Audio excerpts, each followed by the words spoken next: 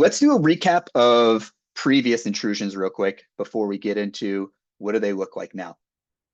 What you're seeing in front of you is actually a flowchart I made from an engagement we helped the client through about, probably 2 years ago now, maybe a little bit more than 2 years ago.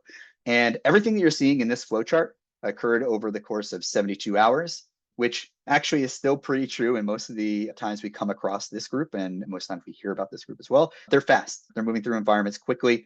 And generally speaking, the tactics remain pretty similar, although we're going to call out some new stuff here shortly. But at a high level, the tactics remain pretty similar still. And I touched on it already before, but I'm going to touch on it again. And it's straight up just initial access through your IDP, learn as much about your people, processes in your SaaS environments, whether that be Slack, Jira, 365. These product names don't really mean much here. In general, they don't care if you're running Jira or if you're on Slack or Teams. Like, it just doesn't matter to them. They're going to use whatever you use, but they're going to learn as much as they can about your people and your processes here in that SaaS layer to then go carry out their mission. So let's say the mission was, I want code signing certs because I know I can get big game extortion from that.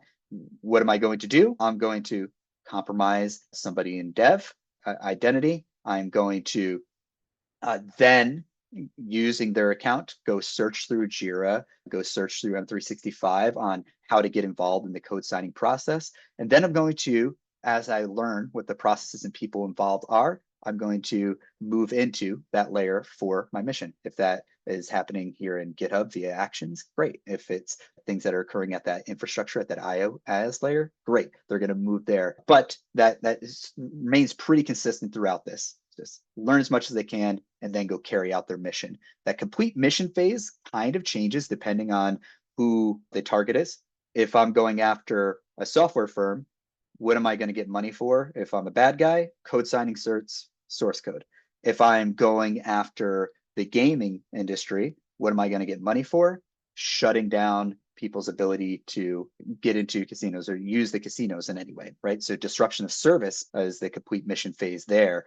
So every industry, whatever your crown jewels are as an industry, that's the part of this that changes on occasion, right? They'll go in towards the end to grab that part. Cool. All right. One other thing to touch on these old engagements are, and still true in new engagements, you'll notice I put a little bug here on certain places. These are the places where NHIs are involved. I know in identity security, there's a big bifurcation between human and non-human identities, with some products focusing on one or the other. One thing I would just tell everybody is, man, the human connection to an NHI matters. How are they getting credentials? They're getting these NHIs with their human identity that they just came in through. They're creating him at the NHI with that human identity. So you really need to look at all aspects of that across all these layers. Don't get stuck thinking you can do this if you're just looking at the NHI portion or just looking at the human portion.